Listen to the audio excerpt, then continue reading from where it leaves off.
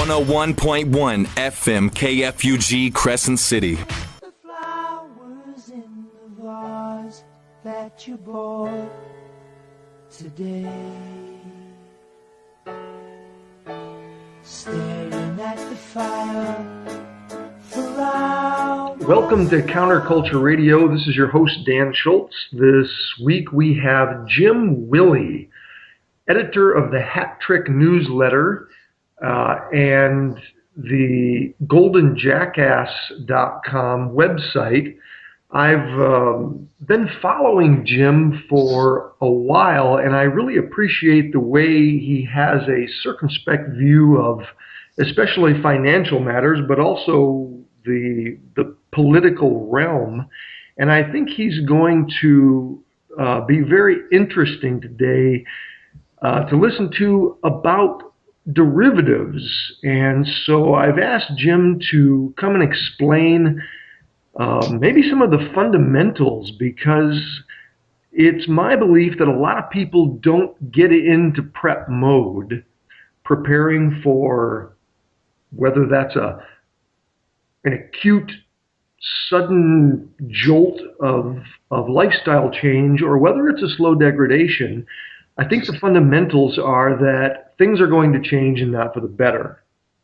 So, Jim, welcome to the show. Oh, good to be on. Yeah, I really appreciate it.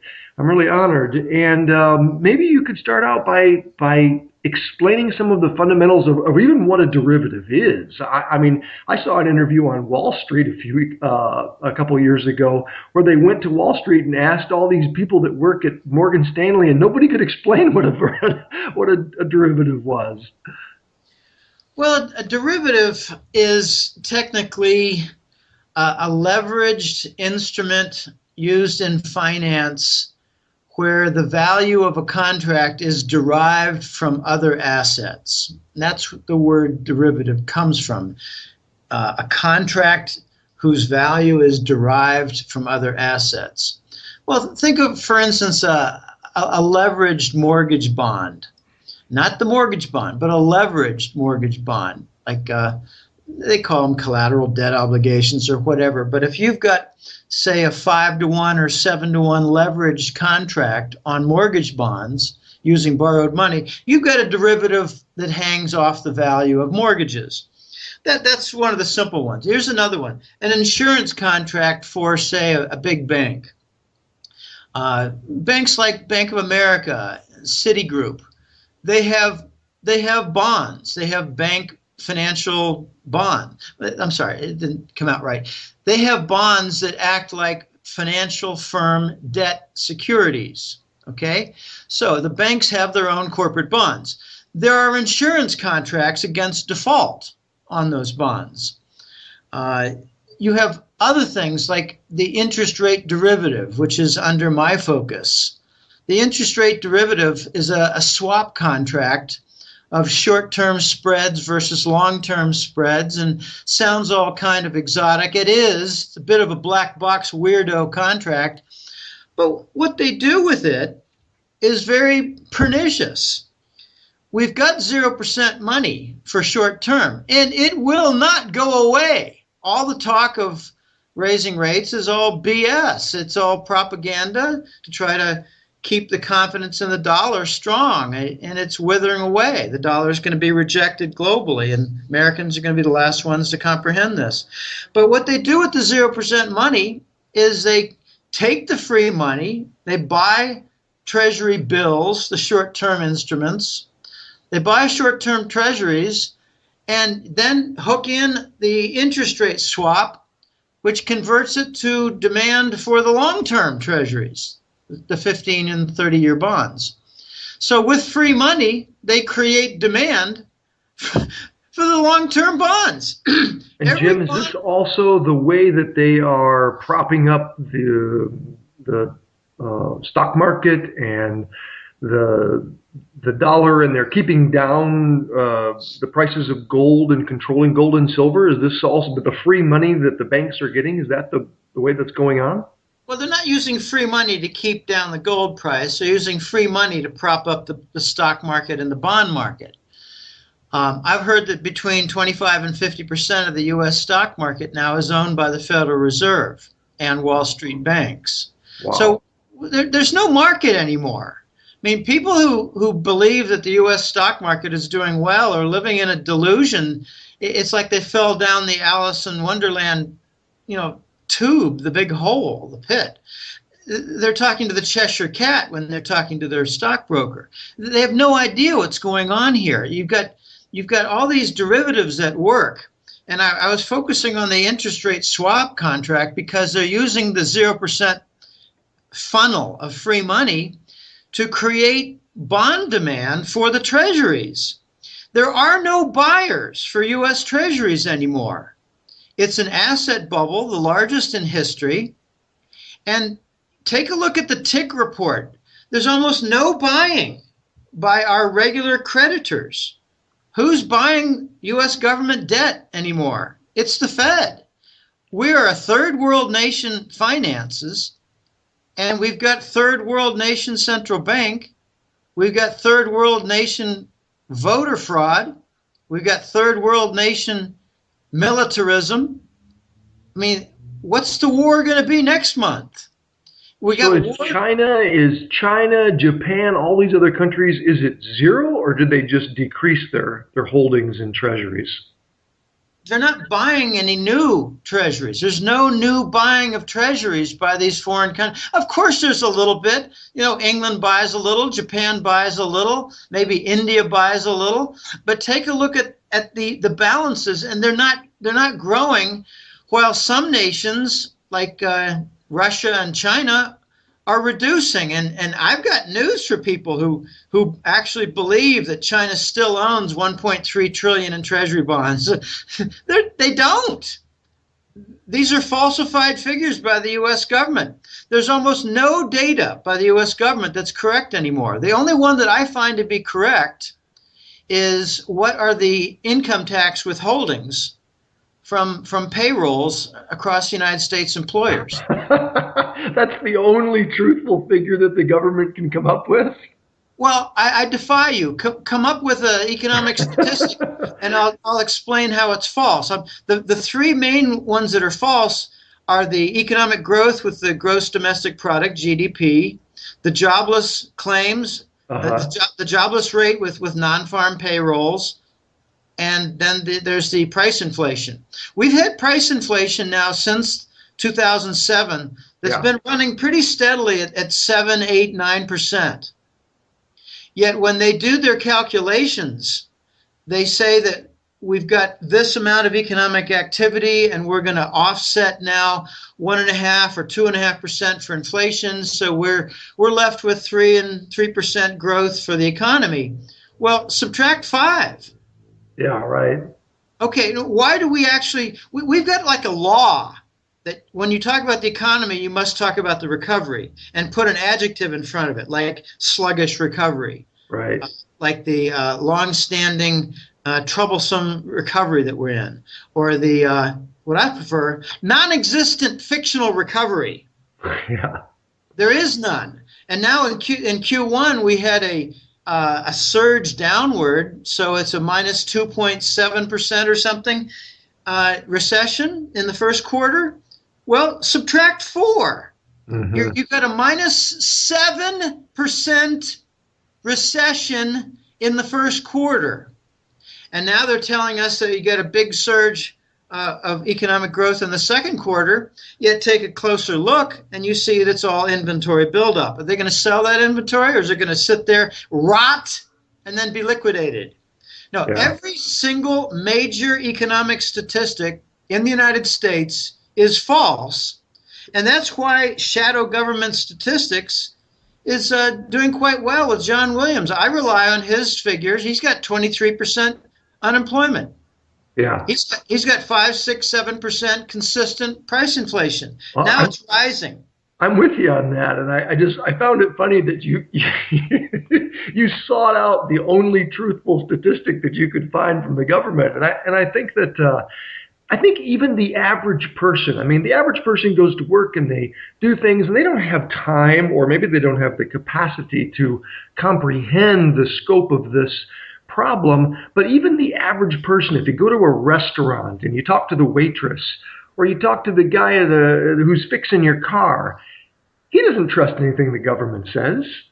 Everybody says, well, yeah, inflation is at 3% or whatever they're saying, and they go to the grocery store and everything they buy is more expensive. And for that matter, even things like President Obama winning the Nobel Peace Prize.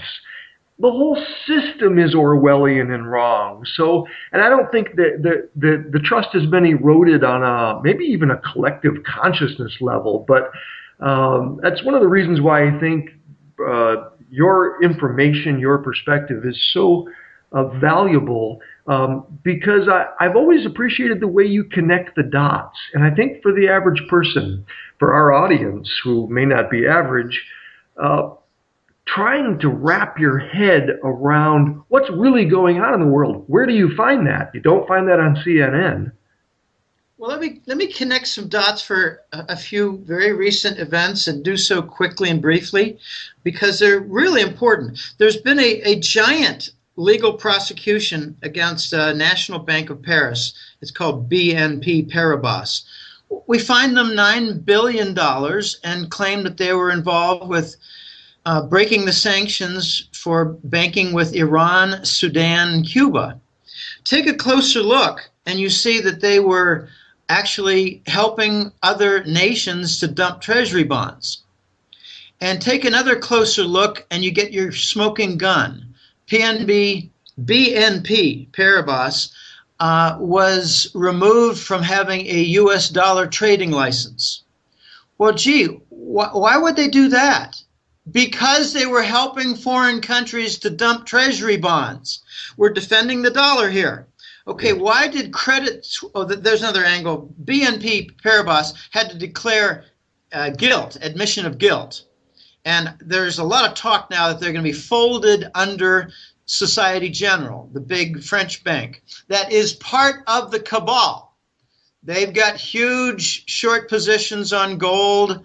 They've got lots and lots of Forex trades that help the London and New York Wall Street bankers. So, okay, attack the big Parisian bank, BNP Paribas, to stop the treasury dumping. Yes. Okay, now, a few years ago, they attacked UBS, Union Bank Switzerland. And now the U.S. pretty much controls the bank. So now they're going after Credit Suisse. And again, they had them sign a letter of admission of guilt. And the talk is they're going to fold it under UBS control. Look behind the scenes and you see a lot of Arab gold accounts there. So they're trying to steal the Arab gold. There's a huge divorce that we could cover here shortly with the Saudis. They're stealing the Saudi and Arab gold sitting in Switzerland, and Credit Suisse was not cooperating. So they nailed them on lots of tax evasion secret accounts with American citizens. And if they can fold it into UBS, they can steal the rest of the Arab gold. It sounds like war. We've got a financial war. That's why I call my first report each month the Global Money War Report. I changed it from the macroeconomic report in 2008 when Lehman hit, and I realized, okay, my forecast for 3 or 4 years of a bank system failure, a housing market bust, and a U.S. economic systemic failure have all come to pass. Let's change the name to the Global Money War Report because this so-called global financial crisis is more like a global financial war declared by the U.S. government on all nations, including allies, to defend the dollar. Yeah, and I read your recent information on Germany. Now, this seems to me to be really huge because Germany is not only an ally, a big ally, but they're also the big financial engine of Europe and the Eurozone. And what you talk about with Germany sounds as big as anything. If the euro currency loses Germany, the euro will die. Yeah. If NATO loses Germany, the NATO alliance will die. If the Germans start working with the Russians and Chinese on a gold currency, the dollar will die. That's the importance of Germany. They are the heart of Europe. Now, the U.S. is pushing Germany into a corner. They're basically saying, go to war against Russia, or at least a lot of sanctions, which are financial war. Mm-hmm. And we, as the United States, will supply you of all that energy, all that oil and gas that Russia was supplying. It's a moronic lie. 40% of all German natural gas usage comes from Russia. Are we going to replace all that? I don't think so. 30% of all the crude oil usage in Germany comes from Russia. Are we going to replace all that? I don't think so. So what we're doing with Germany is telling them, go to the sanctions, create this enemy, bugaboo of Russia, which is your gigantic trade partner. Go to war with them. Go to financial war, hot war, whatever war. Go to war, which is the American favorite pastime. Yes. Of fascist America. Go to war with Russia in order to protect the dollar. Do not replace the dollar with the gold standard for trade, banking, which is what Russia and China want to do. This whole war in Ukraine is over defending the dollar. Russia wants to get rid of the dollar in trade settlement. What do we do with Saddam when he did the same thing? Right, when he started selling oil in something other than the dollar. He was selling it in euros for about 3 years, and finally the United States had enough, and they thought they'd go in, and while they were at it, clean out all the weapons of mass destruction, the toxic chemical weapons that the Bush family sold to Saddam. Yeah. And they found it all. 10 warehouses full. I had a very strange interaction with two guys, Brian and Mark. Last names aren't important. Well, Brian, I met them in 2009. They were going to do something interesting for me regarding a second newsletter, more like a travel guide for, the expat. And I decided not to do it. But Brian came from Iraq. He said, I was in Iraq last year. I worked for, no, not last year. I was working in Iraq for 3 years. I think he was there in 03, 4, and 5. And I said, oh my gosh, what were you doing, in uniform? And he said, no, I was working for Halliburton. Yeah. He said, oh, we found all the weapons of mass destruction, chemical, toxic stuff. You wouldn't believe the stuff. He said, all the stuff that Saddam used against the Kurdistan rebels, tribal units in northeast Iraq, the Kurds. He said a lot of stuff left over from the Iran war in the 80s. And really, the U.S. didn't want to see it revealed as having U.S. markings on them. Right. We know that they had them because we have the receipts. Yeah. Well, they also have a lot of photographs with Rumsfeld and Bush and Saddam, their buddy. So they attacked their buddy because their buddy started selling oil in euros. And that's exactly what Russia is going to do. They're going to sell their natural gas and crude oil to the Germans and the other Europeans. And they're not ready to do it in rubles. So they're in a bit of a bind. And the United States went in there and kind of interrupted things because they were planning to do it in the next few months, but not right away. They're still not ready to do it right away. And my guess is that Russia's going to sell a lot of energy and take either euros or yuan, Chinese currency or the European currency. That's what's coming. But Germany... So you think Germany's going to switch horses midstream and go with the BRIC nations? I mean, we've already stole their gold. I mean, that has to piss them off. But that's a huge move. They don't want economic destruction any more than you do. When we invite them to go into the Russian sanctions, we're telling them cut off your Russian trade. Did you know that there are over 3,000 German companies doing business in Russia? Is it bigger? Is their economic connection with Russia bigger than the United States? No. But their connection with China and Russia together is quite large, and it's going to grow. It's going to grow leaps and bounds. I like to identify. No, let's go back to this main point. we're asking Germany to go to economic war with Russia, cut off their energy supply, and enjoy a destruction of their economy, or work with the BRICS nations, Russia and China, and develop a gold standard. What do you think they're going to choose? We don't give our allies good choices. We say, go to war, go to sanctions, which will destroy your economy, and keep your support with us. The dollar is a contaminated, cancerous currency now, and people look at me sideways. I meet people, in clubs and restaurants, sports clubs, sports bars, and other places, and they say, "Are you kidding me? The dollar's contaminated currency." I said, "What is quantitative easing? You guys need to wake up. Quantitative easing is hyper-monetary inflation. They're printing money to cover between $40 and $80 billion a month. So it's between $500 billion and $1 trillion a year. Do you think this is good policy? What are the consequences to the dollar? It's turned cancerous." Almost by definition. I mean, I'm in healthcare. Cancer is something that has this. Well, it's mimicking the unlimited growth model, which is cancer if I ever heard it. But unlimited growth and creating in this quantitative easing and creative money is equally as cancerous. Well, think of it this way. Go back to the 1970s and 80s and 60s when economics was taught. They taught us that nations that do unchecked monetary inflation to cover their debt destroy the capital and destroy their economies.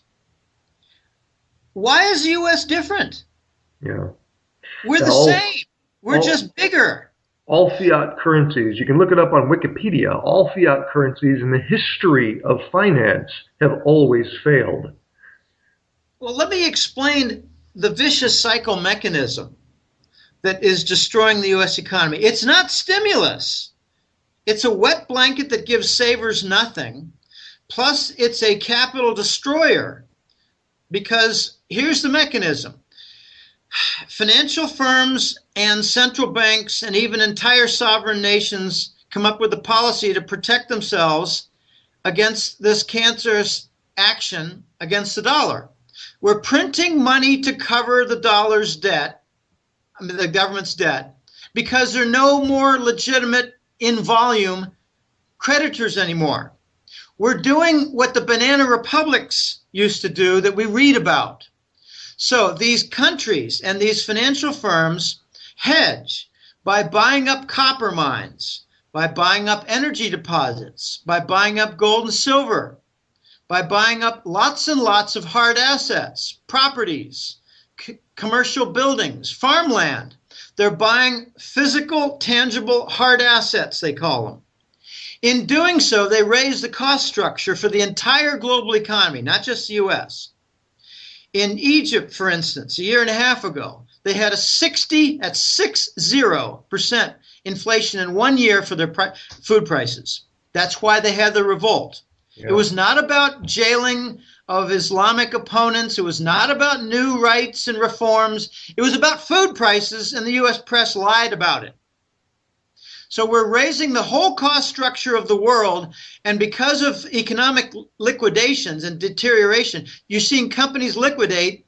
So how can a clothing store raise its prices when its costs go up when their competitors are liquidating? So you don't have the firm price control on final product, and you have rising costs. So in the first round, you see companies close and shut down business segments that aren't profitable. All the machines go into a room and go into the off position. They're mothballed with sheets poured over them. Okay, that's your capital retirement. So people earn less money who are laid off. As the system reacts to fewer buyers and consumers out there, more stores in the mall nearby shut down. And a third of the mall is empty. Yeah. No tenants looking for tenants. All over the country. All over the country. That's second and third cycle. So what you're seeing is a degradation of the economy from capital destruction caused by the QE so-called Federal Reserve stimulus. It's not stimulus. It's stimulus only to Wall Street. But they like to think, well, let's tell the Main Street residents like you and me that it's stimulus, because if you're dumb enough, you'll believe them. Yes. So now we have this massive, I've heard numbers of 1.2 quadrillion. Is that right? I hear 1.4, 1.2. What's a couple hundred trillion among Exactly. So we have this massive new bubble in derivatives, which I've heard, what is it? Chris Mortensen said that, all of these instruments are a claim on an asset. I kind of like that description, that you have assets like a shovel and a solar panel, and then you have the claim on the asset. So these bets, like you're talking about, these interest rate swaps, which nobody understands, including in part me, are maybe a claim on the asset. So we have, just claims and claims and claims, layers and layers of them on basic assets, which I guess that's the reason why it can't work. So this whole bubble, these claims on assets, does that sound right to you, Jim? Well, yeah. Let me explain the 2005 Bush Bankruptcy Reform Act. It had two parts. I'll explain the individual one, and then I'll explain the corporate one. You weren't told about the corporate one. You're only told about the individual one. And what it meant was that you could not, if you were a bankrupt individual, you could not declare Chapter 7, wipe out your taxes, wipe out your debt, put all your assets on the table. They all get matched up. The creditors are given 10, 15, 20, 25 cents on the dollar, and you walk away clean. That's gone. That's gone. And that was part of one of the best things about the United States bankruptcy, a new fresh start. Instead, they give you a new enslaved start. Chapter 13 was made the only option, which means you had to restructure your debt.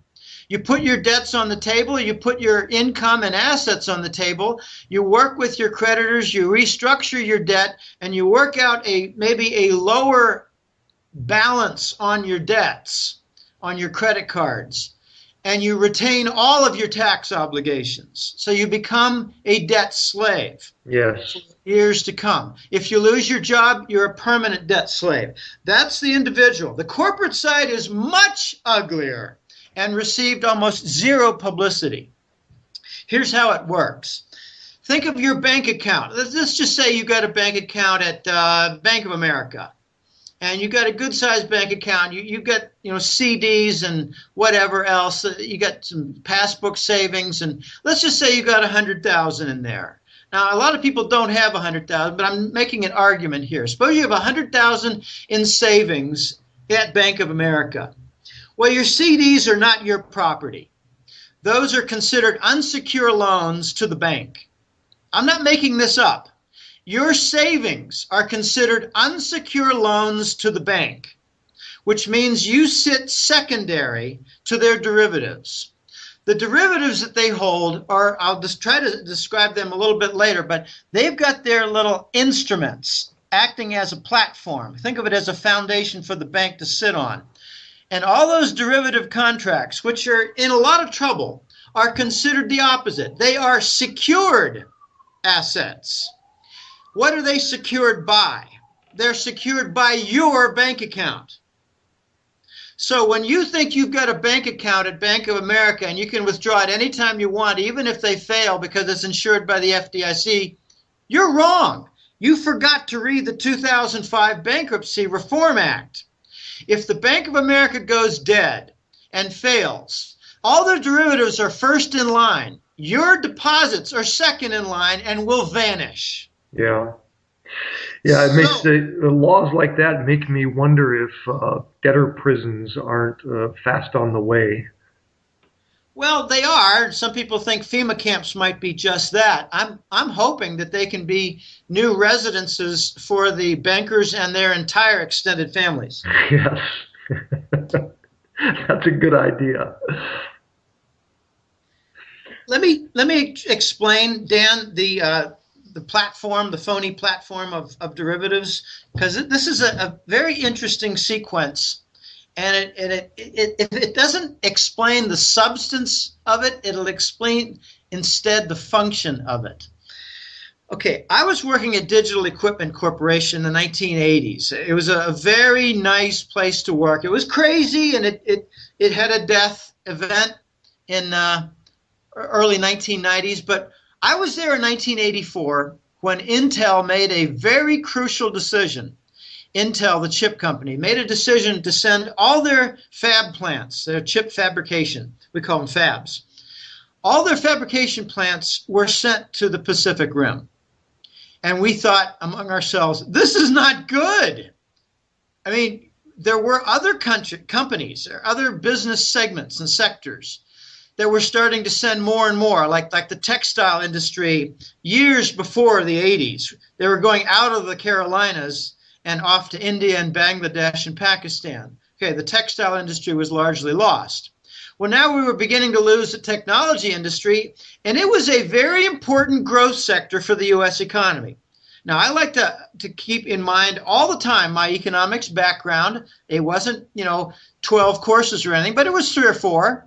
And I studied a lot. I read Wall Street Journal. I read Barron's, and I realized this is not good. A lot of other technology firms had some relocation of their fab plants and other manufacturing and other functions, like Taiwan realized a sudden surge in research and development. They've got a lot of brain power in Taiwan. All right, so in the mid-'80s, we had the outsourcing, which, in my opinion, in rough terms, removed legitimate income and replaced it with the need for more asset bubbles and debt dependence in the United States. It only took a few years. Black Monday, 1987, October, big stock market plunge. Very few people realize the cause and effect of outsourcing from the U.S. economy and the manufacturing sectors. All kinds of manufacturing types went to Asia and other points outside the United States, including, we had upcoming was NAFTA. So Mexico was already there, but Mexico increased this phenomenon. So you had the Black Monday event in the late 80s after the early 80s had the beginning of outsourcing.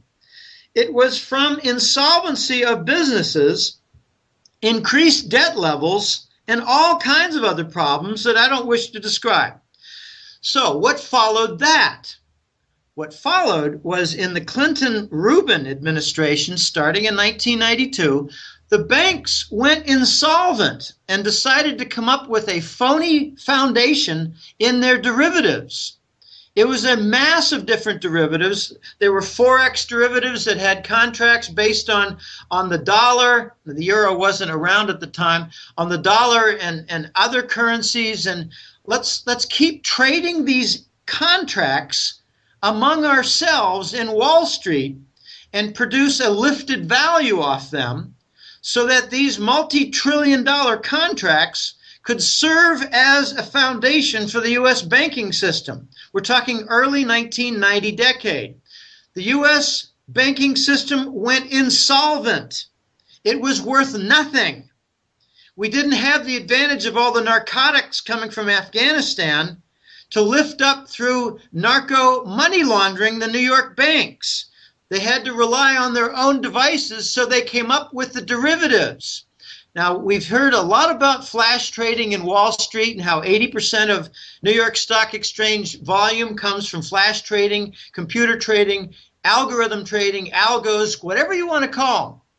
That's the same thing. One bank sells a bank stock to another or an S&P stock to another, and they keep bidding it up, 6 straight bids up, and then finally 1 or 2 go down. They're elevating and levitating these derivative contracts just like they elevate and levitate the stock valuations. It's a phony, I call it a spinning, whirling dervish, which spins so fast and so hard and with such incredible degree of these crazy contracts that the illusion is that it has mass.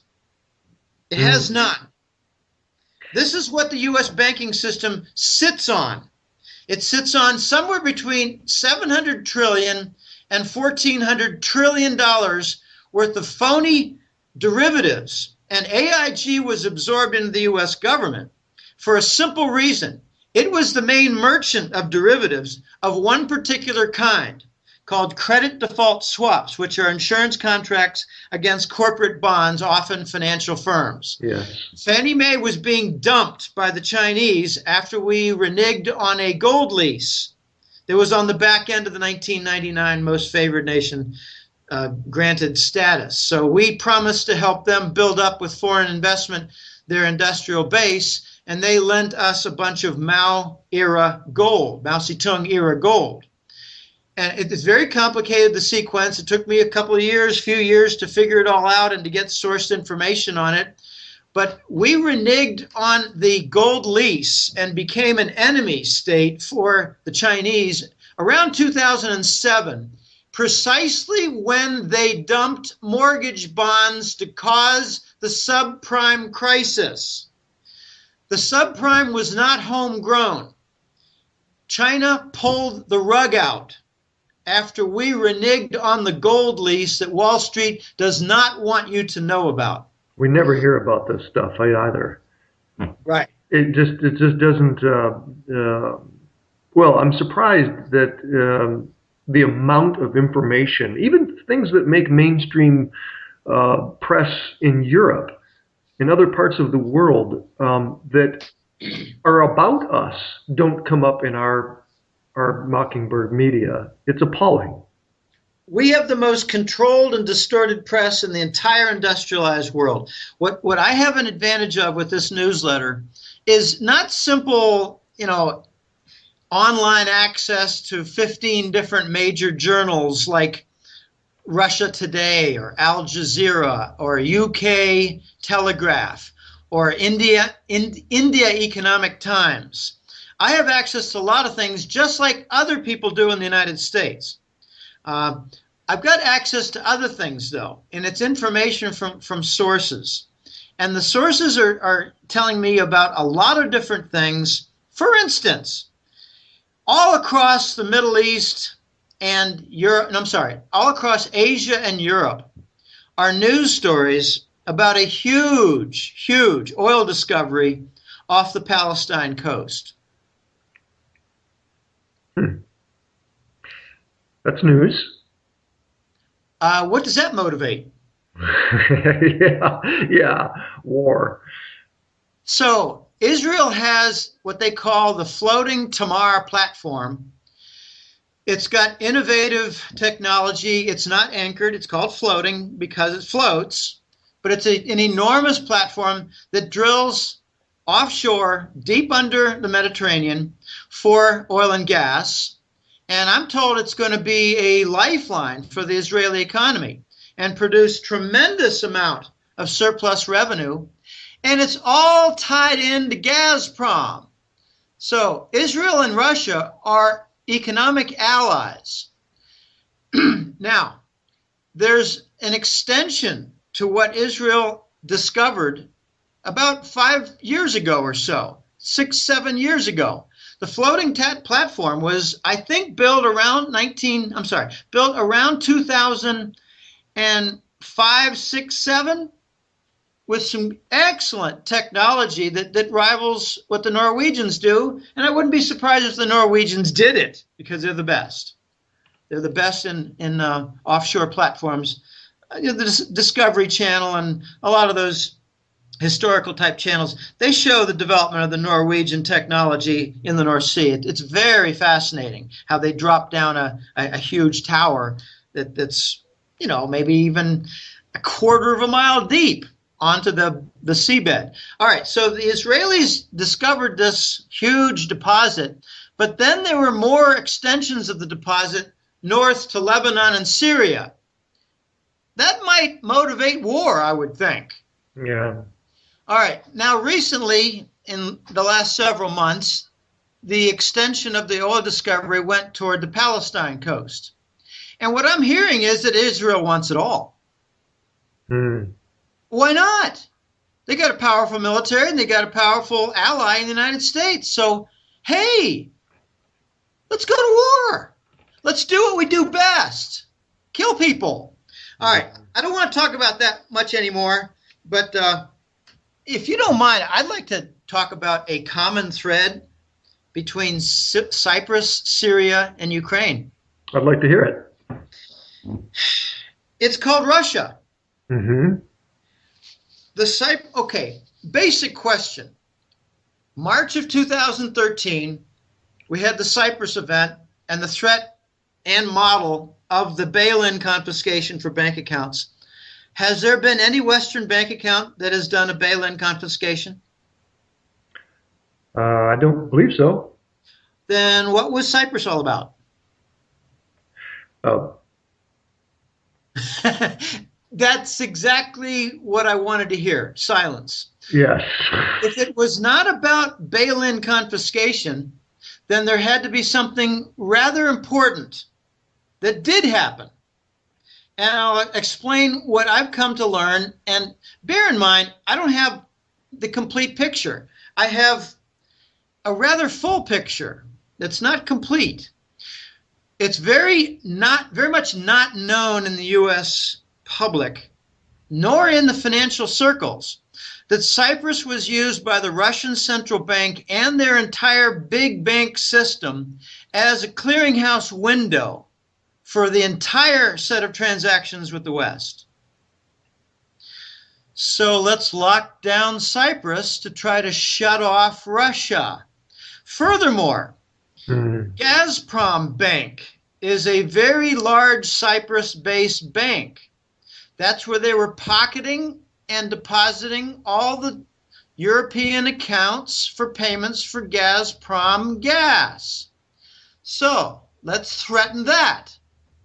Furthermore, Cyprus was a location for a lot of Kremlin conversion of treasury bonds into gold bullion. Yes. So let's shut that down. And at the same time, Cyprus was probably, it seems to me, a staging ground, a test, because it seems that the world's central bankers are posturing for bail-ins around the world, and we can just see how it goes in Cyprus. See what the PSYOP part of it, how it works out.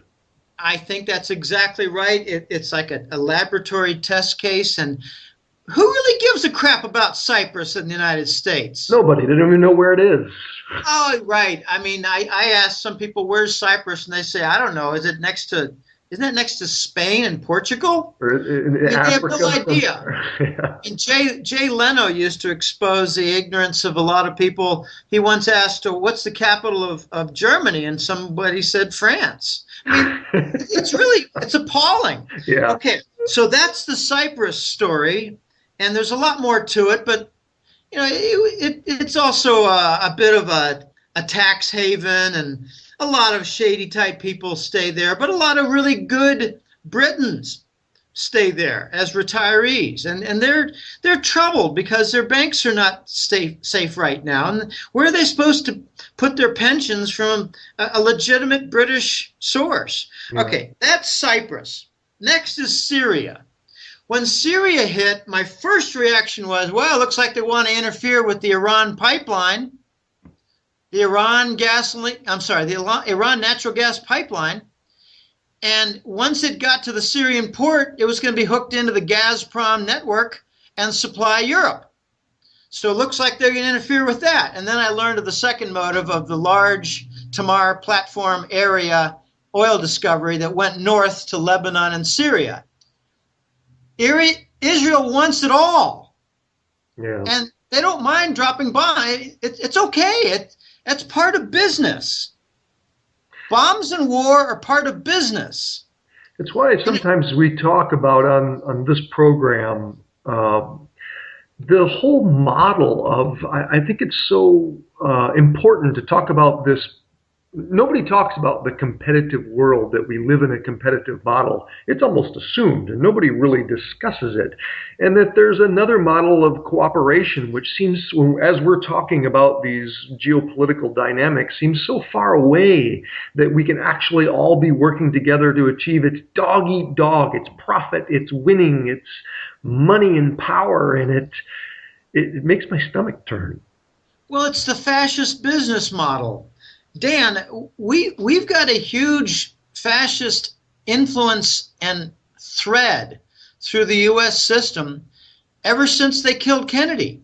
Yeah. I think the fascists from New York and Wall Street and Langley, I think they removed Kennedy. He has a quote. He said there's a sinister plot to enslave Americans, and I intend to expose it.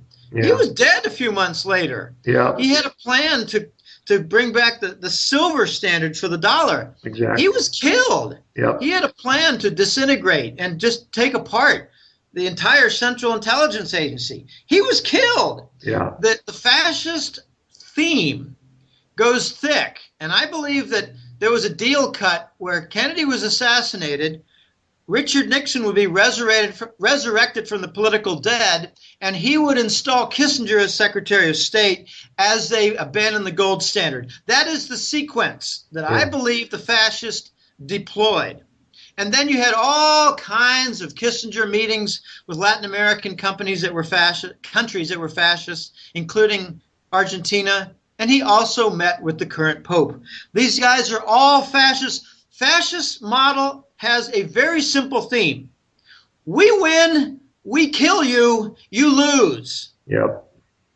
We win, we steal, you're defrauded, you're the enemy, we don't care if you're the ally, screw you, we win, you lose. That's the fascist business model in colloquial terms.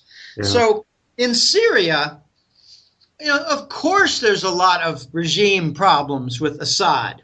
Of course there's a lot of harsh treatment of Sunnis there. The Alawites and the Sunnis and I don't get into all that stuff in my newsletter. What I focus on is the pipeline was interrupted. The schedule is delayed for the port facility that would ship that gas from Iran, a gigantic source of oil and gas. They've got something like 30% of the world's reserves of oil and gas. Iran does. I mean, I don't know why it's there. It just is. Mm-hmm. So the Iran pipeline was interrupted to go to Syria, which would have supplied Europe, and the United States managed to cut off the Iran pipeline development to Pakistan also, and I think both are going to be resurrected. And it's very complicated, but there's a very big theme in the Syria story of the Gazprom pipelines. And then you go to Ukraine, which is the obvious Gazprom. They have the transit routes. But what the U.S. does not maybe put into proper consideration is the Nord Stream, which is the northern pipelines from Russia to Germany and other northern European sites. They've got several liquefied natural gas, LNG facilities on the ports. Germany's already got non-Ukraine sourced gas. Now you've got the other pipeline. It's called South Stream. Goes through Bulgaria, Hungary, and Austria.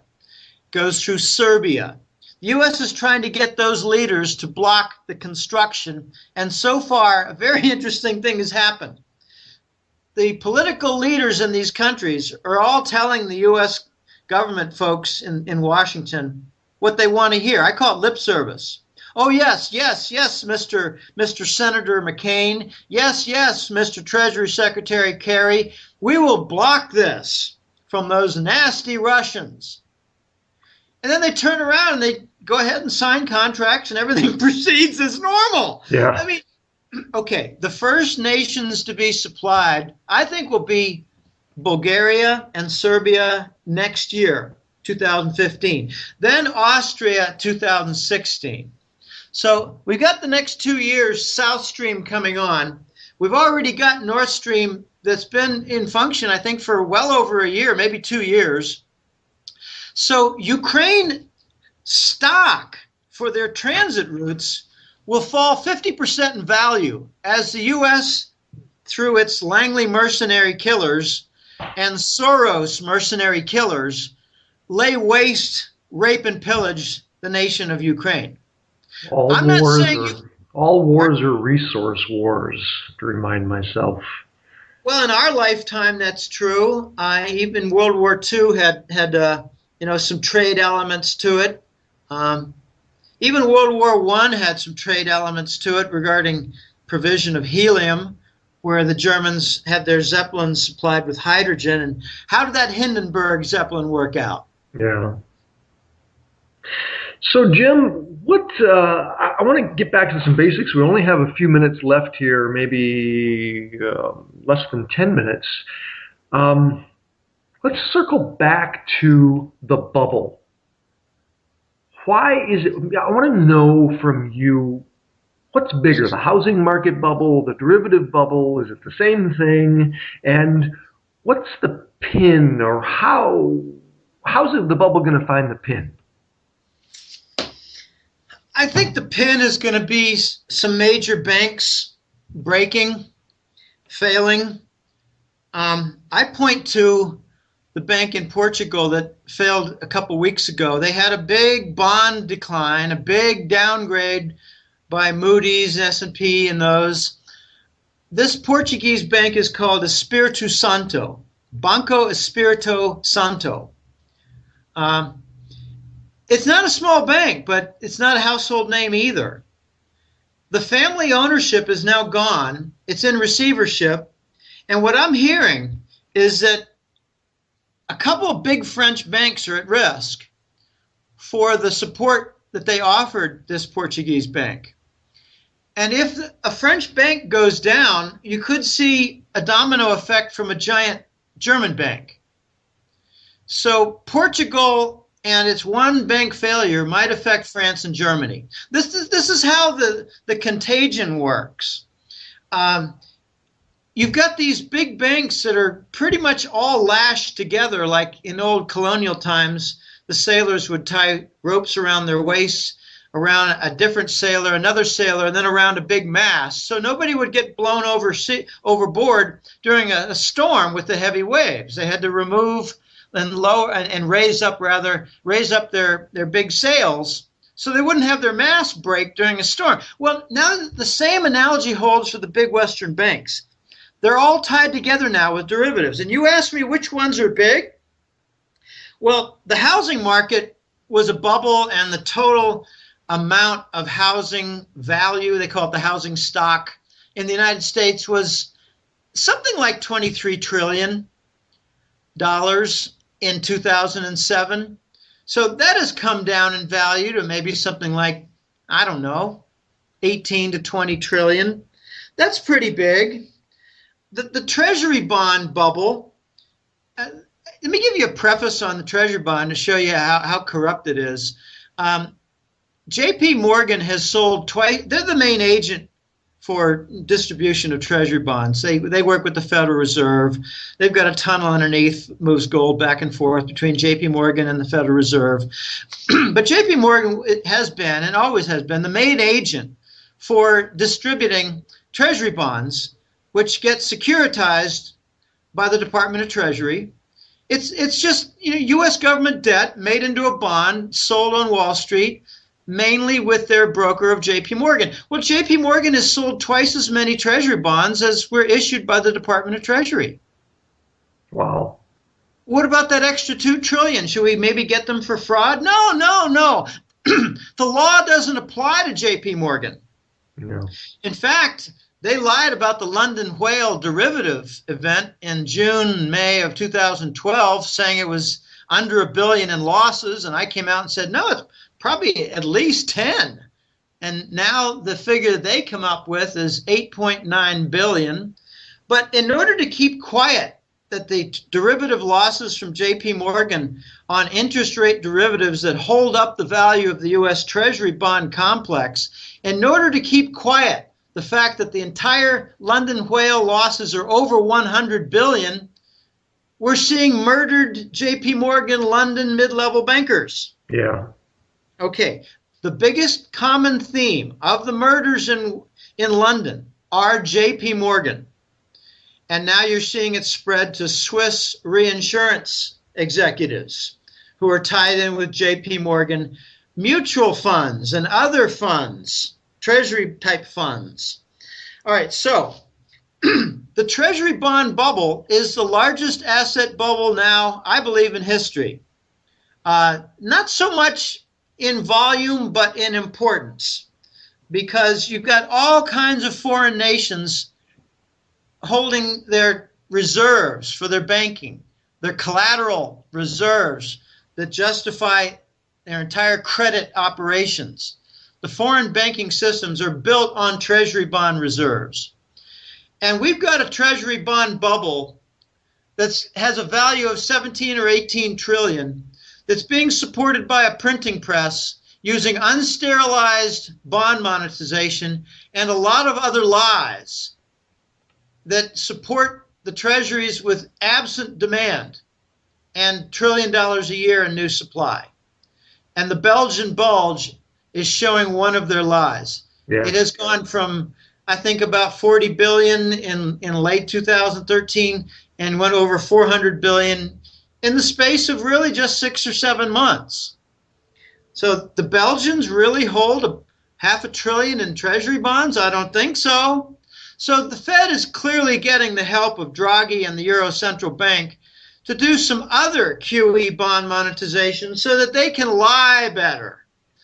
There's no tapering. There's just taper talk and lying better. You know, it seems that like as you fall down this rabbit hole and you understand the reality of what's happening, it's illusion over lie, over fantasy, over corruption, and it I mean, even who the money talk guy says that the market's rigged is coming out in the mainstream, but it sounds more and more like a Ponzi scheme. And I was actually kind of surprised that a lot of people actually don't know what a Ponzi scheme is. I think that word is thrown around and people go, "Oh, Ponzi scheme, it's fraudulent or something."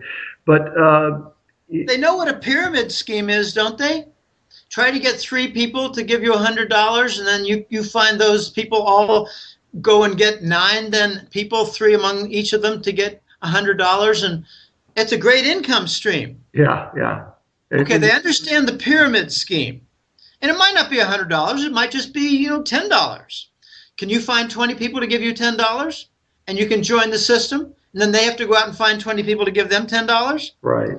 And it all gets passed down and you get a percentage as it drops down to another hierarchy level. Well, people understand the pyramid scheme. Well, that's exactly what the U.S. Treasury is now, the Treasury bonds. It's a pyramid scheme. But it's all going to fall apart. Dan, it's all going to fall apart. And the basis for falling apart, I think, started when the Chinese created these yuan swap facilities. And the first one was with Brazil in 2006 or so. And that they're all over the place now. Now, Australia has one, France has one, London has one, Germany has one, Switzerland has one. All these countries have one. Australians have one. And what it means is that they settle trade between China and Australia, for instance, in yuan. They don't use a dollar anymore. So if you have enough bilateral trade settlement agreements with yuan swap facilities with China, you're going to have a significant critical mass of the world trade not done in dollar. And this is the threat to the United States. The United States, for some reason, cannot declare massive sanctions against China. And I don't really care to discuss that here because it's too big a story. But they've got 20 different nations with yuan swap facilities. And now you've got the Shanghai Free Trade Zone, which is going to encourage foreign investment banking and foreign lending to Chinese. There's never been Chinese ability to borrow, say, euros and go invest with borrowed money in financial markets or property and assets and viable companies. That's all coming. That's all coming. The Shanghai Free Trade Zone is going to be gigantic, and it's going to have rather expanded. They're going to expand the Shanghai Gold Exchange. What you're saying is that the infrastructure for this transition of the collapse of our pyramid Ponzi scheme is already set up. That the world has woken up. The Americans haven't, but the world has woken up, and they've set up their networks to essentially replace our system. Yes, and the battleground is going to be fought with RMB hubs. Now, I'd like to explain briefly what that is. RMB is the three-letter word for renminbi. Renminbi, yes. It means, in Chinese, it means people's money. So they've got the Chinese yuan, which they like to call the renminbi because it's what they call people's money. It's like a communist name for the yuan. Okay, people's money. People's money. Okay, people's everything. People's Republic of China. Okay, people's money. Okay, the RMB is the symbol. I mean, here the big talk in Costa Rica is what banks are offering RMB accounts. Any? The answer is none. But there's talk of one Chinese that will do conversion of dollars and conversion of euros and conversion of local currency in Costa Rica to Chinese yuan. Okay, well, that's fine. Now there's a huge battle going on. Toronto has an RMB hub. So they're in North America. I'm told that Vancouver is going to make an RMB hub. I'm also guaranteed by my source that the United States will not have an RMB hub. London and Frankfurt, Germany are the big battleground now for RMB hub. At an RMB hub, two functions take place. One is currency conversion. British pounds, euros, they must be converted to Chinese yuan. Okay, or the other direction. In Frankfurt, it's euros, it's dollars, converted to Chinese yuan. Fine. That's what they do on the currency front. The RMB hubs also do something else, and it has to do with investment banking. For instance, the Chinese government might say, well, we're going to devote just 20 billion here, but we want to sell it to European investors of Chinese government debt. And we're going to sell it in RMB, in the Chinese yuan currency. So RMB-based Chinese government debt sold in Germany, brokered in Frankfurt to German and Swiss and other investors in Central Europe. Okay, that's a big deal. Now you've also got the other way around. McDonald's, the U.S. fast food, junk food, crap food store chain. I can't get enough adjectives in there. McDonald's Corporation already sells a corporate bond in the Chinese currency. Wow. Yeah, they're called dim sum bonds. One last question, Jim, because we're almost out of time. Are bail-ins, and for those of the listeners who don't know what a bail-in is, it happened in Cyprus. It's where the bank takes your money in your account. Are bail-ins coming to the United States? Well, let me qualify that. In Cyprus, I think they took 30% of certain bank accounts. Yeah. It's a tax. Yeah. It's what they say is to recapitalize the troubled bank. Are they coming to the United States? I tend to think not, but if we have a major false flag event like 9/11, which was done basically by Wall Street, Langley, and a small ally on the southeast corner of the Mediterranean, if we have another massive false flag attack, what they might do is force a ripple contagion that destroys 20 to 200 U.S. banks. And to recapitalize and restart them, they might do a 30% bail-in confiscation on your accounts. So my advice to people is to keep a minimum amount of money in your bank account for operating your household expenses and have a maximum sized account in gold and silver, coins and bars. And if it's large enough, have a vault facility outside the United States and outside Canada to hold it. Jim, Willie, we are out of time. thank you for the interview. You're a wealth of knowledge. I've followed some of your predictions. You've been spot on. And we appreciate your time today on Counterculture Radio. Well, it's nice you said I was spot on a lot of forecasts, because I had a hate mail on Wednesday saying that all my correct forecasts were fabrications. Well, there's all kinds out there. But yeah, I think he was a Langley hired troll. Oh, I wouldn't doubt it. I think the level of disinformation and propaganda out there is not only far underestimated, but I don't even think most people are aware that it exists. But it's absolutely the reality in our country. It's astonishing. Well, it's a pleasure being on, and I hope people go to the Hat Trick Letter subscription. They can find it on goldenjackass.com. There are 2 newsletters. I'm sorry, there's 1 newsletter, but 2 publications each month. One's the Global Money War report that I described, but the other one is a lot more ground level material having to do with it's the Golden Currency report. So 2 reports each month, and it's a lot of work, but it's a labor of love, and I think it's a valuable service. And many people don't want to know what's going on, but for the growing multitude that do, yeah. The Hat Trick Letter, I think, could be very valuable for people. I will link that below this archived show so that people can connect to it. Very good. All right. Well, it's a pleasure being on, Dan. All right. Be well.